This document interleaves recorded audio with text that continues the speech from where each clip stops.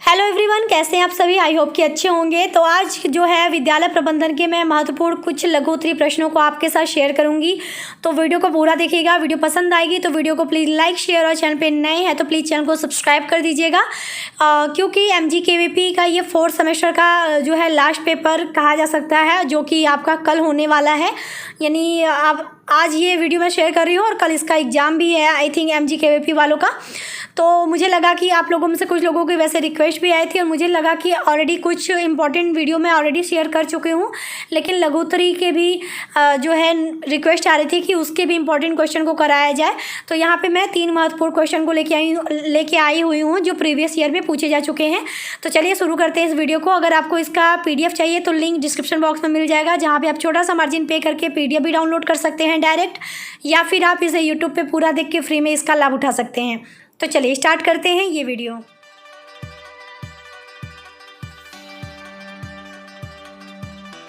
तो जो पहला प्रश्न यहाँ पे मैंने लघुत्तरी में रखा है वो है प्रबंधन एवं प्रशासन में अंतर कीजिए। और ये प्रश्न आप देखेंगे तो MGKVP के 2017 के पेपर में भी पूछा है, और MGKVP का 2018 के पेपर में भी ये क्वेश्चन पूछा है।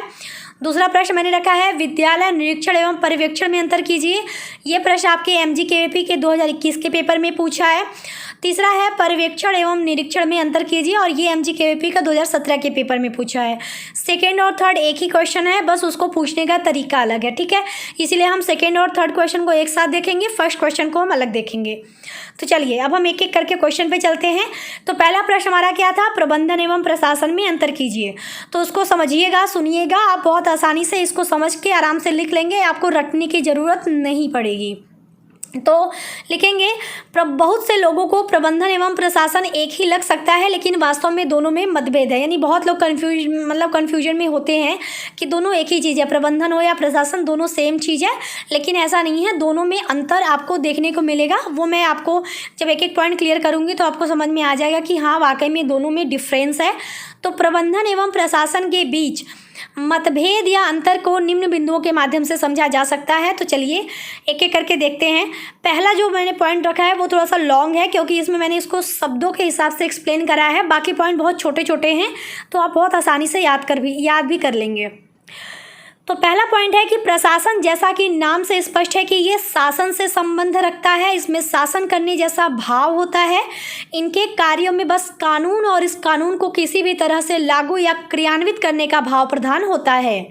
और वही प्रबंधन, जैसा कि नाम से स्पष्ट होता है कि ये चीज़ों को प्रबंधित करने से संबंध रखता है। इसमें बहला फुसला कर, प्रेरित कर, बातचीत कर चीज़ों को करने का भाव होता है। यानी इस चीज़ को बस देखिए समझिए। तो लिखने का अलग तरीका है, अलग तरीके से लिखा जाता है, लेकिन समझिए इसको बहुत आसान शब्दों में। प्रशासन यानी इसमें जो शासन का भाव है, जब हम शासन शब्द सुनते हैं यानी शासन, तो हमारे दिमाग में क्या आता है कि कोई कानून, और उस कानून को हमको फॉलो करने के लिए कहा जा रहा है, यानी नियम कानून की बात आ जाती है।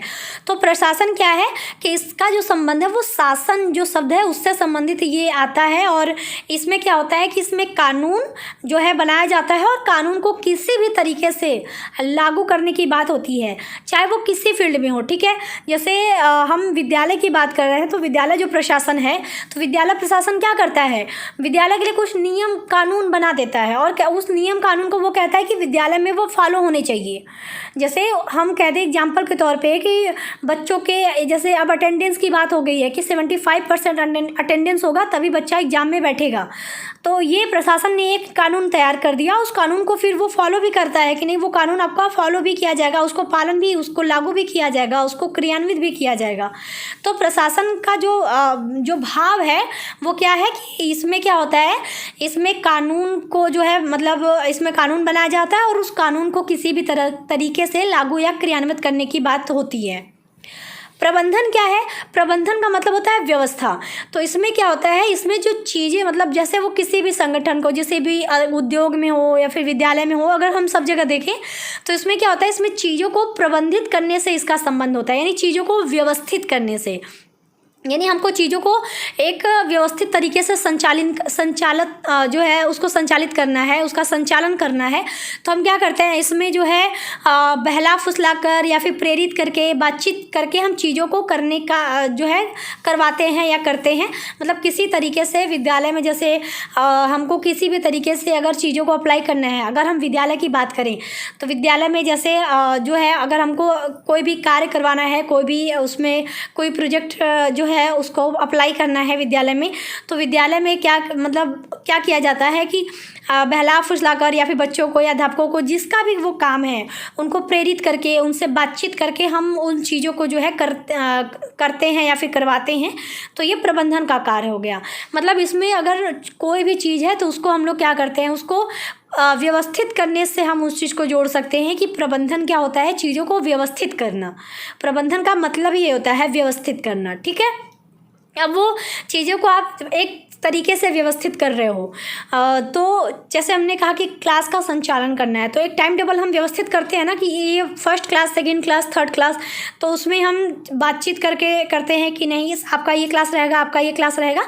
तो वही चीज़ यहाँ पर है कि प्रबंधन में क्या होता है, चीज़ों को प्रबंधित करने से इसका संबंध होता है, जबकि प्रशासन में क्या होता है कि नियम कानून जो है उसको लागू करने की बात की जाती है, ठीक है। तो ये पहला पॉइंट था, थोड़ा सा मैंने इसको एक्सप्लेन करा है ताकि आप इसके शब्दों को समझ के आगे की चीज़ों को जो है अच्छे से समझ पाएँ। तो दूसरा पॉइंट हमारा है, प्रशासन एक उद्यम के उद्देश्यों और नीतियों को निर्धारित करने की प्रक्रिया है। यानी प्रशासन, जैसे हमने कहा नियम कानून की बात हो रही है, तो हम जो उद्देश्य हैं या फिर नीतियाँ हैं हम उसको निर्धारित इसके अंतर्गत करते हैं कि आपको ये उद्देश्य जो हमने, जैसे हम अगर इसको जैसे उद्यम के क्षेत्र में हो रहे, चाहे किसी भी इसको क्षेत्र में आप ले लीजिए, तो जैसे हमने उद्यम की बात की तो उद्यम का उद्देश्य है कि हमारा जो है इस साल का रिजल्ट काफ़ी अच्छा होना चाहिए, प्रोडक्ट में अच्छा होना चाहिए, हर एक चीज़ में अच्छा होना चाहिए। तो हमने एक उद्देश्य निर्धारित कर दिया उद्यम के क्षेत्र में, और साथ ही हमने उसमें कुछ नीति भी बना दी। तो उसका निर्धारण करने का जो कार्य होता है वो प्रशासन के अंतर्गत होता है। तो प्रशासन में क्या होता है, उद्यम के उद्देश्य और नीतियों को निर्धारित करने की प्रक्रिया होती है। क्यों, इसमें हम मेनली नियम कानून उद्देश्य वगैरह हम निर्धारित कर देते हैं कि आपको ये चीज़ फॉलो करना है। जैसे विद्यालय के प्रोस्पेक्ट में हमने बताया ना कि जैसे हमने कहा कि बच्चों को 75% अटेंडेंस होना चाहिए, तभी जाके वो विद्यालय में की परीक्षाओं में बैठेंगे। तो ये हमने एक नियम, एक नीति, एक उद्देश्य हमने निर्धारित कर दिया कि ये चीज़ होना ही चाहिए। तो इसमें ये एक तरह का निर्धारित करने की प्रक्रिया होती है इन सारी नियमों उद्देश्यों को। प्रबंधन क्या है, अब प्रबंधन में क्या होता है कि जबकि प्रबंधन उन उद्देश्यों और नीतियों को लागू करने की प्रक्रिया है।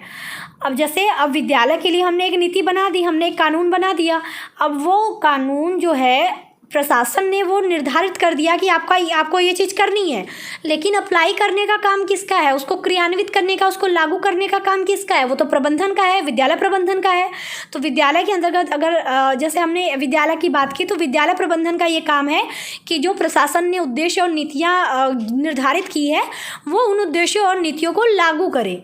तो प्रबंधन क्या हो जाएगा, उन उद्देश्यों और नीतियों को लागू करने की प्रक्रिया है, चाहे किसी भी उद्यम के हो, चाहे किसी भी संगठन के हो, चाहे वो विद्यालय संगठन हो या किसी और तरह का संगठन। तो उद्देश्यों और नीतियों का निर्धारण करने का काम प्रशासन का हो जाएगा और उनको लागू करने का काम किसका हो जाएगा, प्रबंधन का हो जाएगा। तीसरा है, प्रबंधन एक निर्धारक कार्य है तथा एक चिंतन कार्य है, जबकि प्रशासन एक निर्धारक कार्य है या एक चिंतन कार्य है, जबकि प्रबंधन एक कार्यकारी कार्य है। मतलब समझिए, जैसे निर्धारित करने का काम होता है ना प्रशासन का, तो निर्धारक कार्य, और कोई भी चीज़ आप निर्धारित करेंगे, कुछ नियम कानून बनाएंगे तो आप सोचेंगे समझेंगे ना कि ऐसा ही हवा में कुछ भी कर देंगे, नहीं करेंगे। आप कोई भी नियम कानून अगर लगाते हैं तो वो उसके लिए पहले लोग सोचते विचारते हैं। तो इसीलिए कहा जाता है कि जो प्रशासन है वो क्या है, एक निर्धारक कार्य है, यानी इसमें चीज़ों को निर्धारित किया जाता है, इसलिए क्या है, निर्धारक कार्य है। साथ ही एक चिंतन कार्य है, क्योंकि इसमें चीज़ों को सोच विचार के ही तभी निर्धारित किया जाता है। जबकि प्रबंधन क्या है कि एक कार्यकारी कार्य है, मतलब इसमें कार्य को किया जाता है, इसमें जो चीज़ें निर्धारित की गई उन कार्य को अप्लाई किया जाता है, लागू किया जाता है, इसलिए यह कार्य करने वाला कार्य है, मतलब इसमें किसी कार्य को किया जाता है। तो इसलिए कहा जाता है कि प्रबंधन क्या है, एक कार्यकारी कार्य है। चौथा है, प्रशासन उद्यम के लक्ष्यों के निष्पादन के लिए नियम और कानून बनाता है। मतलब जैसे उद्यम के कुछ लक्ष्य होंगे, उसको हमको जो है उसको पूरा करना है, उसको फुलफ़िल करना है, तो उन लक्ष्यों को पूरा करना है, पाने के लिए हम क्या करते हैं, उस प्रशासन क्या करता है, उन उद्यम के लक्ष्यों को निष्पादन के लिए कुछ नियम और कानून बनाता है। और जबकि प्रबंधन का कार्य क्या है, प्रशासन द्वारा स्थापित नियमों और कानूनों को निष्पादित करना है। मतलब जो वो नियम कानून उन्होंने निष्पादन किया, उसको हम लोग उस नियम कानून को निष्पादित करेंगे। तो प्रबंधन का कार्य क्या हो जाएगा, प्रशासन द्वारा जो नियम कानून है उसको वो निष्पादित करता है। ठीक है, 4 पॉइंट आपने देख लिया। चलिए आगे बढ़ते हैं। 5वां पॉइंट है कि प्रशासन संगठन के संसाधनों का सर्वोत्तम संभव उपयोग करने पर ध्यान केंद्रित करता है, जबकि प्रबंधन लोगों और उनके काम के प्रबंधन पर ध्यान केंद्रित करता है। मतलब जैसे प्रशासन है, कोई भी संगठन है, चाहे उद्यम का कोई संगठन हो, चाहे विद्यालय संगठन हो, तो उसमें कुछ संसाधन होते हैं ना, जैसे मानव संसाधन, गैर मानव संसाधन, तो वही है भौतिक संसाधन, ये सारे क्या हैं। तो इस तरह के संसाधन जो भी संगठन में मौजूद हैं, तो प्रशासन क्या करता है, वो कोशिश करता है कि उन साधनों का जो है सर्वोत्तम उपयोग, मतलब जितना संभव हो सके उन साधनों का हम उपयोग करें, ताकि जो उद्देश्य हैं वो हम जो है जो लक्ष्य हमारा है उसको हम पूरा कर पाएँ। जैसे विद्यालय में जो भी संसाधन है, जैसे हम कहते हैं भौतिक संसाधन है या मानवीय संसाधन है, मानवीय संसाधन में आपके शिक्षक आ जाते हैं, प्रधानाध्यापक आ जाते हैं, छात्र आ जाते हैं, अभिभावक आ जाते हैं। उसी तरह आपके भौतिक संसाधन में जो है आपका विद्यालय का जो भी जैसे फर्नीचर, मेज, क्लासरूम, मतलब वही कक्षा वगैरह, ये सब आपके भौतिक संसाधन में आ गए। तो उनका कितना से कितना ज़्यादा यूज कर पाए, ये कार्य किसका होता है, ये प्रशासन का कार्य है। वो हमेशा ध्यान केंद्रित करता है कि हम कितना संभव, मतलब कितना ज़्यादा से ज़्यादा उन संसाधनों का, उन संगठन के जो संसाधन है उनका हम उपयोग कर सकें, चाहे वो उद्यम के क्षेत्र में हो, चाहे वो विद्यालय संगठन की बात हो। ठीक है, लेकिन प्रबंधन क्या है कि प्रबंधन मतलब प्रबंधन क्या है, लोगों और उनके काम करने के प्रबंध पर ध्यान केंद्रित करता है कि लोग जैसे सबका क्या कार्य है, वो संसाधनों पर ध्यान नहीं देता। वो ध्यान देता है कि जैसे अध्यापक का हमने कि उसका क्या क्या कार्य है, बच्चों का क्या क्या कार्य है, वो उनके काम, मतलब आपको किस तरीके से चलना है, आपको किस तरीके से काम करना है, इस चीज़ पर ध्यान केंद्रित करता है। मतलब उनके काम के व्यवस्था पर ध्यान देता है, उनके काम के प्रबंधन पर ध्यान देता है कि आपको कौन सा कार्य दिया गया है, आप वो कार्य करेंगे। आपको कौन सा कार्य, जैसे प्रधानाचार्य का क्या काम है, शिक्षक का क्या क्या काम है, आपको उन कार्यों को सही तरीके से संचालित करना है, उनके प्रबंधन पर ध्यान देना है। तो प्रबंधन में लोगों और उनके काम के प्रबंधन पर, कि आपको कौन कौन सा काम दिया गया है, उस काम को सुचारू रूप से आप करेंगे, व्यवस्थित तरीके से करेंगे। जबकि प्रशासन क्या है, प्रशासन जो भी उस संगठन या विद्यालय संगठन के जो संसाधन है उसका कितना से कितना अधिक उपयोग कर पाएँ, इस चीज़ पर वो ध्यान केंद्रित करता है। 6वां पॉइंट है, प्रशासन संगठन के सभी महत्वपूर्ण निर्णय लेता है, जबकि प्रबंधन प्रशासन द्वारा निर्धारित सीमाओं के तहत निर्णय लेता है। ये आप खुद सोचो, प्रशासन का मतलब आप समझ लो मालिक, किसी भी संगठन का मालिक। अब जैसे किसी कंपनी का मालिक होता है तो प्रशासन आप उसको समझ लो। तो प्रशासन जो भी अगर कंपनी से रिलेटेड कोई भी निर्णय लेने का काम होगा तो वो मालिक का होगा, वो केवल डिसीजन लेता है। तो प्रशासन आप वही मालिक ही समझ लो। तो प्रशासन क्या करता है कि संगठन के जो सभी महत्वपूर्ण निर्णय हैं वो प्रशासन लेता है। जबकि प्रबंधन क्या है कि प्रबंधन प्रशासन द्वारा निर्धारित जो सीमाएं हैं उसके तहत ही निर्णय लेता है। जैसे हमने कह दिया कंपनी का एक मालिक होता है, ठीक है, ऐसा समझो कि कंपनी का एक मालिक है। जैसे चलो कंपनी छोड़ दो, आप विद्यालय समझ लो, विद्यालय का एक मालिक है। अब उसके अलावा विद्यालय में उसने जो है कुछ एक प्रधानाचार्य रख दिया, अध्यापक रख दिए। तो अध्यापक और प्रधानाचार्य क्या उस विद्यालय से संबंधित सारे निर्णय ले पाएंगे? नहीं ले पाएंगे, क्योंकि जिनका विद्यालय है वो विद्यालय से संबंधित हर एक निर्णय ले सकता है। लेकिन जो मालिक के अंतर मतलब जो है, जैसे किसी भी एक विद्यालय का जो मालिक है उसने प्रधानाचार्य वगैरह रख दिए, शिक्षक वगैरह रख दिए, तो वो एक दायरा होगा उनका कि आप केवल विद्यालय से संबंधित की पढ़ाई कब से कब होगी, एक्स्ट्रा क्लास होगा कि नहीं, कौन कौन सी सहगामी क्रियाएँ होंगी, कब छुट्टी होगी, मतलब विद्यालय से संबंधित जो एक दायरा होगा, फिक्स दायरा, उसके अंतर्गत ही आप डिसीजन या निर्णय ले पाएंगे। लेकिन आप विद्यालय से संबंधित कोई डिसीजन नहीं ले पाएंगे। मान लो हमको 2nd फ्लोर बनवाना है, उस मालिक का मन है कि हमको 2nd फ्लोर बनवाना है, 3rd फ्लोर बनवाना है, विद्यालय में हमको बहुत सारी सुविधाएं इकट्ठा कर देनी है विद्यालय में। तो वो विद्यालय को बेहतर बनाने के लिए जो अलग अलग एक मतलब इसको बस इस तरह समझो कि विद्यालय का हर एक डिसीजन जो है वो मालिक लेगा कि हमको सेकेंड फ्लोर बनवाना है कि नहीं, थर्ड फ्लोर बनवाना है कि नहीं, हमको विद्यालय बंद कर देना है, हमारा विद्यालय घाटे में चल रहा है तो हम नहीं चलाएंगे। इस तरह से जो डिसीजन है वो एक प्रधानाचार्य ले सकता है या शिक्षक ले सकता है, नहीं ले सकता, लेकिन एक मालिक ले सकता है। तो मैं केवल इसको समझाने के लिए कि प्रशासन जो है संगठन के सारे महत्वपूर्ण निर्णय लेता है, लेकिन प्रबंधन जो प्रशासन द्वारा निर्धारित सीमा है उसके तहत ही वो डिसीजन लेगा कि आपको कहाँ डिसीजन लेना है।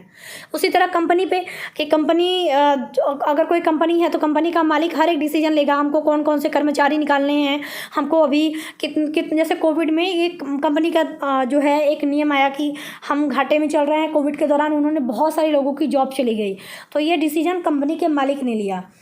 कंपनी के जो अगर हम बात कर दें कि CEO हो गया कंपनी का, जो मतलब कंपनी के अंडर जो मेन अधिकारी हो गया, आप ऐसे समझ लो कि कंपनी के अंदर एक मेन अधिकारी होगा, तो वो एक लिमिटेड डिसीजन ले पाएगा कि कंपनी में किसको रखना है, किसको नहीं रखना है, किसकी सैलरी आप कितनी बढ़ाएंगे, कितना नहीं बढ़ाएंगे, कौन सी, अगर जैसे गाड़ी की कंपनी है तो कौन सी गाड़ी आपको कम पड़ रही है कि उसकी सर्विस और बढ़ानी है। तो ये सारे डिसीजन आपका जो है उस कंपनी का जो उच्च अधिकारी है वो ले सकता है, लेकिन मालिक हर एक डिसीजन ले सकता है। कंपनी बंद करनी है कि नहीं, कंपनी में कितने लोगों को रखना है कि नहीं, कितने लोगों को निकालना है, तो ये सारा डिसीजन कंपनी के मालिक के हाथ में है। तो एक दायरा मैंने बताया, इस तरह से आप समझ सकते हैं। सातवां हमारा है प्रशासन संगठन के मालिकों का प्रतिनिधित्व करता है, जबकि व्यक्तियों का एक समूह जो संगठन के कर्मचारी हैं सामूहिक रूप से प्रबंधन के रूप में जाना जाता है। जैसे अभी मैंने बताया ना मालिक वाला कॉन्सेप्ट कि मालिक को बताता है प्रशासन किसका प्रतिनिधित्व करता है, किसके बारे में बताता है, कंपनी के मालिक यानी संगठन के मालिकों के बारे में एक पहचान बताता है। तो मालिक को हम प्रशासन के रूप में समझ सकते हैं। लेकिन अगर उस कंपनी में और भी जैसे उस संगठन में या उस कंपनी में एक व्यक्तियों का समूह होगा जो उस कंपनी में कार्य करता होगा, तो यानी हम कह सकते हैं जो कर्मचारी है, संगठन का जो कर्मचारी है उसको हम सामूहिक रूप से हम प्रबंधन के रूप में जानते हैं। ठीक, अब आठवां है प्रशासन निर्दिष्ट करता है कि क्या और कब करना है, जबकि प्रबंधन यह तय करता है कि काम किसे और कैसे करना है। वही जो अभी मैंने कॉन्सेप्ट विद्यालय वाला और कंपनी वाला बताया उसी के हिसाब से चलिए कि हमको क्या करना है और कब करना है, हमको कब विद्यालय खोलना है, कब बंद करना है, हमको क्या करना है, क्या नहीं करना है, उस चीज़ से रिलेटेड, कंपनी से रिलेटेड हमको क्या चीज़ें करनी है, क्या चीज़ें कब करनी है। लेकिन प्रबंधन जो है ये प्रशासन का काम है कि क्या और कब करना है। प्रबंधन का काम क्या है, वो ये बताता है कि काम किसे, जैसे तुम्हें ये काम करना है, तुम्हें ये काम करना है। जैसे विद्यालय में अध्यापकों को बता दिया कि आपको ये कार्य करना है, आपको ये कार्य करना है, आपको ये सब्जेक्ट पढ़ाना है, आपको ये सब्जेक्ट पढ़ाना है। कर्मचारियों से कह दिया आपको ये कार्य करना है, विद्यार्थियों को बताया आपको ये कार्य करना है। तो किससे करना है और कैसे करना है, आप इस कार्य को इस तरह से कर सकते हैं। तो काम किससे और कैसे करना है यह तय करता है प्रबंधन, काम क्या और कब करना है यह तय करता है प्रशासन। ठीक, नवा है प्रशासन एक शीर्ष स्तरीय कार्य है, क्योंकि ये उच्च स्तर के मतलब उच्च स्तर पे है ये कह सकते हैं। तो ये शीर्ष स्तरीय कार्य है क्योंकि प्रशासन मालिक का कार्य होता है एक तरह से, तो ये एक शीर्ष स्तरीय कार्य है। जबकि प्रबंधन मध्य और निचले स्तर का कार्य है क्योंकि ये किसी के अंडर काम किया जाता है, ये किसी और को फॉलो करके कार्य करते हैं, इसलिए ये मध्य और निचले स्तर का कार्य है, जबकि प्रशासन उच्च स्तरीय या शीर्ष स्तरीय कार्य है। 10वां है प्रशासन प्रबंधन पर निर्भर नहीं करता है, जबकि प्रबंधन को प्रशासन पर निर्भर रहना पड़ता है। मालिक को किसी के ऊपर डिपेंड रहने की जरूरत है कि उसे अपनी कंपनी खोलनी है कि नहीं, कब खोलनी है, कब बंद करनी है, उसको किसी के ऊपर डिपेंड रहने की जरूरत नहीं है। जो विद्यालय का मालिक है उससे वो अपना डिसीजन खुद लेगा, उसे किसी और के ऊपर निर्भर रहने की जरूरत नहीं है। जैसे कोई अपना जॉब खुद करता है तो वह क्या किसी के अंडर वो किसी और के ऊपर निर्भर रहता है क्या।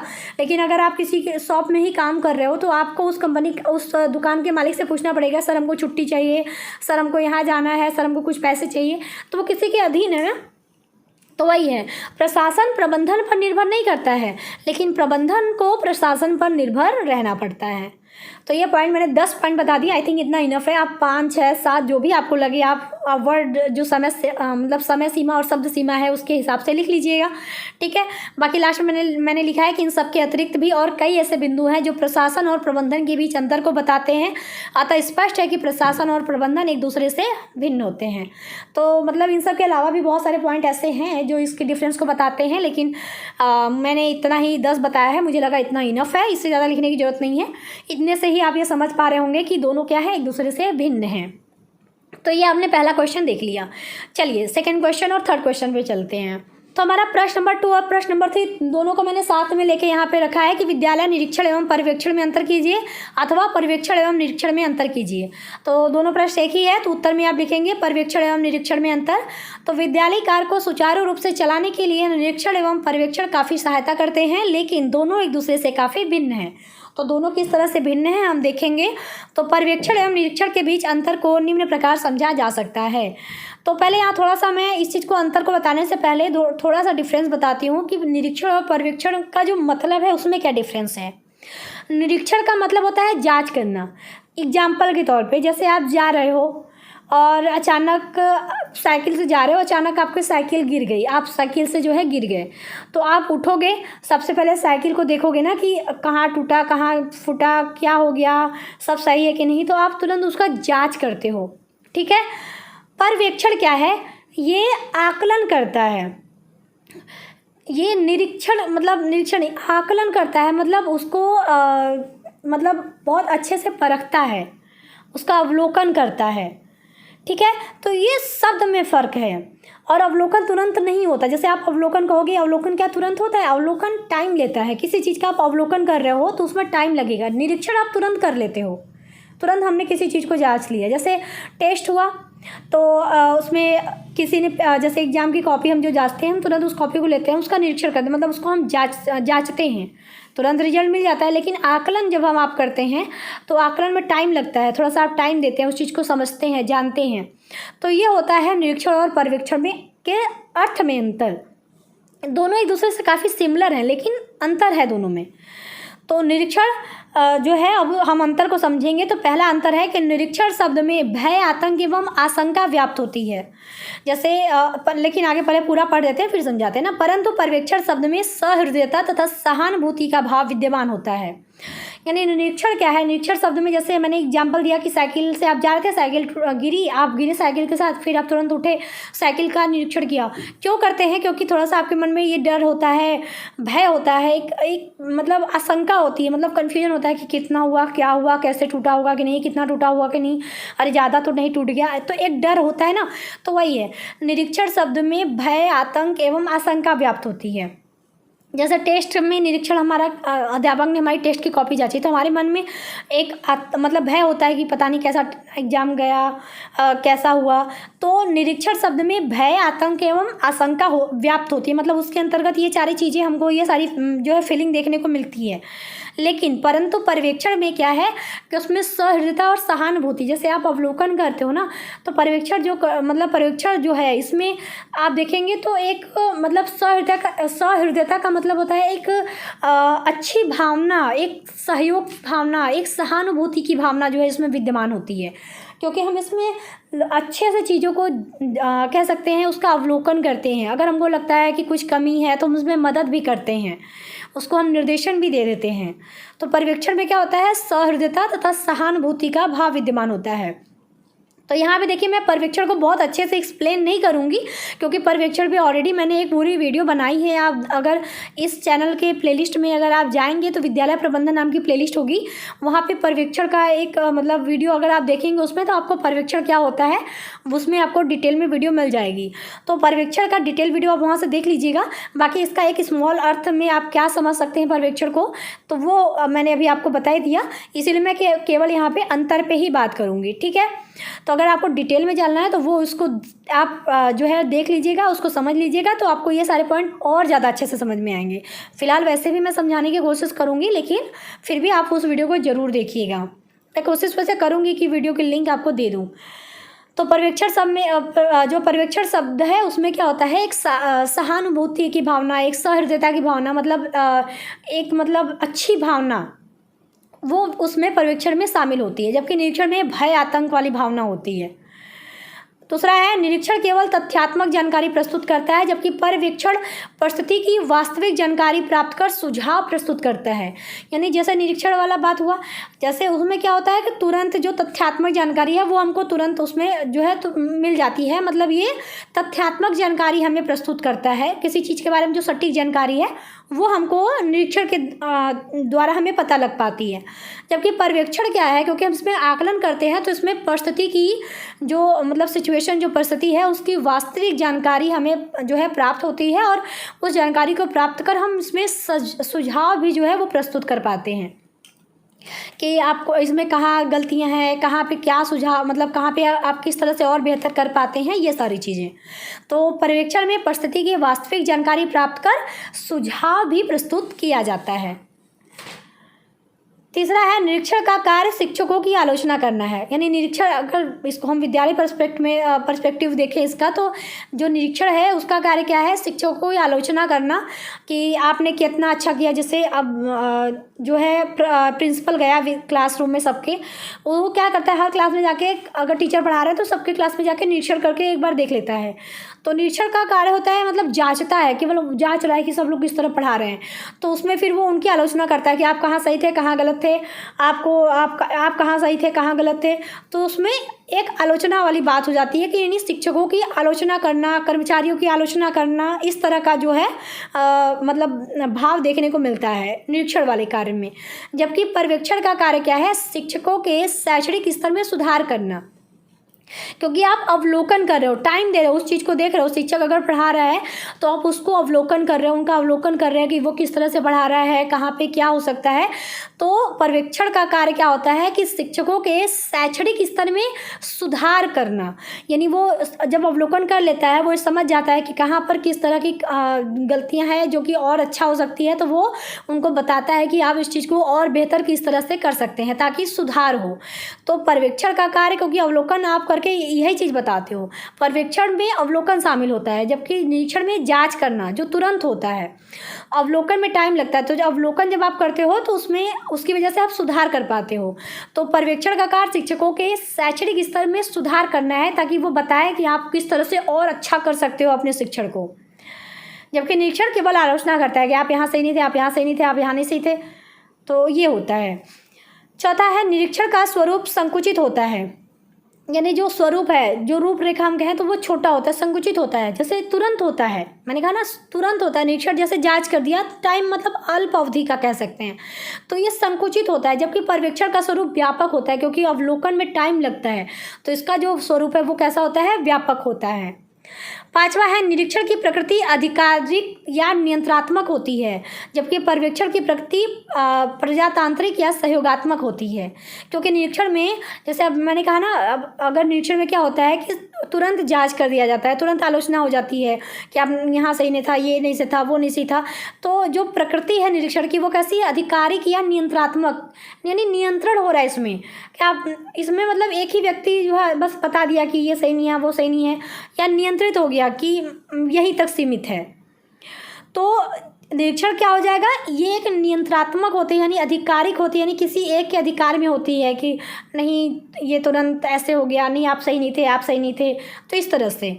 जबकि पर्यवेक्षण क्योंकि अवलोकन होता है, तो इसमें उस चीज़ को अवलोकन करके उनमें सहयोग जो है दिया जाता है कि वो चीज़ और बेहतर हो सके।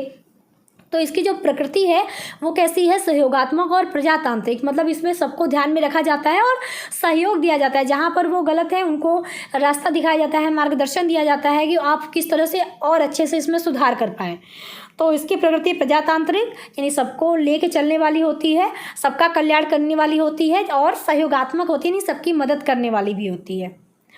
छठा है निरीक्षण में नेतृत्व का अभाव होता है, जबकि पर्यवेक्षण नेतृत्व के द्वारा ही संभव है। यानी निरीक्षण में क्योंकि आप तुरंत जांच कर लेते हो, तुरंत आप डिसीजन दे दिए, आलोचना कर दिए, तो इसमें नेतृत्व नहीं होता। यानी आप किसी चीज़ का, क्योंकि नेतृत्व तो तब आएगा ना जब हमें कोई गाइड करेगा, हमें कोई बताएगा कि हम कहाँ गलत थे, कहाँ सही थे, हमको किस तरह से और अच्छा करना है। तो नेतृत्व का अभाव होता है इसमें। बस तुरंत किसी चीज़ को जाँच करके उसका एक मतलब परिणाम बता दिया जाता है कि आप ये गलत थे, आप यहाँ गलत थे, इस तरह से। जबकि पर्यवेक्षण जो है नेतृत्व के द्वारा ही संभव है, क्योंकि इसमें सारी चीज़ों के बारे में हम विचारते हैं, अवलोकन करके हम उसमें काफ़ी मदद करते हैं। जहाँ पर हमको लगता है कि कुछ सुधार करने लायक होता है तो वहाँ पर सहयोग दिया जाता है कि आप सुधार कर पाएँ, और सबके कल्याण की बात होती है कि सबका कल्याण किया जाए। तो इसमें ये तभी संभव है जब कोई नेतृत्व करने वाला होगा। तो नेतृत्व करता होता है तभी वो परीक्षण कर पाएगा। यानी कोई बताने वाला होगा ना कि नहीं आप इस तरह से करिए तो और बेहतर होगा। तो एक नेतृत्वकर्ता का होना ज़रूरी है। तो ये नेतृत्व के द्वारा ही संभव हो पाता है पर्यवेक्षण। कोई नेतृत्व करने वाला होगा तभी तो पर्यवेक्षण कर पाएगा, वो चीज़ों को लोगों को बता पाएगा, समझा पाएगा, उनकी मदद कर पाएगा। तो ये चीज़ें हो गई। 7वां है, निरीक्षण में सदैव स्वामित्व की झलक आती है, जबकि पर्यवेक्षण में मैत्रीपूर्ण व्यवहार की झलक आती है। स्वामित्व का मतलब कि उसके पर अधिकार कर दिया कि नहीं आप गलत थे, आप यहाँ गलत थे, आप वहाँ गलत थे, नहीं ये तो टूट गई है, ये तो सही नहीं है, तो आलोचना वाली बात हो गई। तो ये स्वामित्व का एक स्वामित्व की झलक आती है, मतलब उस पर डिसीजन थोप देने वाली बात आती है निरीक्षण में। जबकि पर्यवेक्षण में क्योंकि इसमें सहयोग किया जाता है, सबके कल्याण की भावना उसमें होती है इसकी प्रकृति में, तो इसीलिए जो पर्यवेक्षण है उसमें मैत्रीपूर्ण व्यवहार की जो है झलक आती है। ठीक है, तो ये 7 पॉइंट हो गए। चलिए आगे चलते हैं। 8वां पॉइंट है, निरीक्षण कार्य का उद्देश्य केवल रिपोर्ट लिखने तक ही सीमित होता है, जबकि पर्यवेक्षण का कार्य तो विद्यालय की चरमोन्नति तक निरंतर विद्यमान होता है। यानी जो निरीक्षण का कार्य है उसमें हमने तुरंत उसको देखा और एक रिपोर्ट तैयार कर दिया, मतलब रिपोर्ट जो है तैयार कर दिया, एक डिसीजन दे दिया, इस तरह से समझिए। तो इसका उद्देश्य केवल रिपोर्ट लिखने तक सीमित है कि इसमें ये कमी है, उसमें वो कमी है, फलाना डिमगाना जो भी। लेकिन पर्यवेक्षण क्योंकि ये मदद करने वाली बात होती है, सहयोग की भावना इसके अंतर्गत होती है, इसकी प्रकृति में जन कल्याण की बात होती है, तो इसका जो पर्यवेक्षण का कार्य है उसमें विद्यालय की चरमोन्नति तक जो है निरंतर ये विद्यमान होता है। मतलब ये विद्यालय की हमेशा उन्नति की बात करता है, उसमें विद्यालय के अंतर्गत जो भी लोग हैं उनके उन्नति की बात करते हैं कि आप किस तरह से और सुधार करके विद्यालय की उन्नति कर पाते हैं। इस सारी चीज़ों को पर्यवेक्षण के कार्य के अंतर्गत देखा जाता है। तो पर्यवेक्षण का कार्य क्या हो जाएगा, विद्यालय की चरमोन्नति नहीं, मतलब चरम उन्नति तक, मतलब एक अधिक से अधिक उन्नति तक जो है हो, विद्यालय का जो उन्नति हो, मतलब मैक्सिमम लेवल तक उन्नति हो, इस चीज़ का ध्यान पर्यवेक्षण के अंतर्गत हमको देखने को मिलता है। 9वां है, निरीक्षण का उद्देश्य सूचना प्राप्त करना है, जबकि पर्यवेक्षण का उद्देश्य समुचित निर्देशन देना है। मतलब निरीक्षण आप करते हैं तो आप सूचना प्राप्त कर पाते हैं कि कहाँ पे कमी है, कहाँ पे गलतियां हैं, ये सारी चीज़ें। मतलब आप तुरंत जब आप किसी चीज़ का जांच करते हो तो आपको तुरंत एक जो है सूचना प्राप्त हो जाती है। तो इसका जो उद्देश्य, निरीक्षण का उद्देश्य ये है जाँच करके सूचना प्राप्त करना। लेकिन पर्यवेक्षण क्योंकि ये सुधार की बात करता है, और सुधार तभी हो पाता है जब आप किसी चीज़ को जहाँ पे कुछ कमियां हैं तो उसको निर्देशन दो, उसको सहयोग करो। तो इसका जो उद्देश्य है वो समुचित निर्देशन देना है, ताकि उसमें और ज़्यादा से ज़्यादा सुधार हो पाए। जैसे शिक्षक की बात हुई तो शिक्षक में अगर वो जैसे आपके प्रधानाचार्य गए, उन्होंने शिक्षकों के कार्यों को अवलोकन किया, उन्हें लगा कि यहाँ पे आप इस कार्य को और बेहतर तरीके से कर सकते हैं, तो उन्होंने उसकी मदद की, उनको निर्देशन दिया, उनको गाइड किया, ताकि वो अपने कार्य में और सुधार करें, जिससे अच्छी उन्नति देखने को मिले। तो इसका जो पर्यवेक्षण है उसका उद्देश्य क्या हो जाएगा, समुचित निर्देशन देना, निरीक्षण में तुरंत सूचना प्राप्त करना। 10वां पॉइंट है, निरीक्षण व्यक्तिनिष्ठ होता है, जबकि पर्यवेक्षण एक सामूहिक प्रयास है। मतलब जैसे आपने निरीक्षण किया तो आप निरीक्षण किसी चीज़ का करते हो, तुरंत एक डिसीजन दे देते हो ना, तो ये व्यक्तिनिष्ठ है। मतलब एक व्यक्ति के ऊपर ही डिसीजन है कि आपने बता दिया, बस ये हो गया, यहाँ पे गलत है, यहाँ पे गलत है, उसने बता दिया, या फिर उसने जांचा किसी चीज़ को, उसका रिजल्ट उसने तुरंत प्राप्त कर लिया।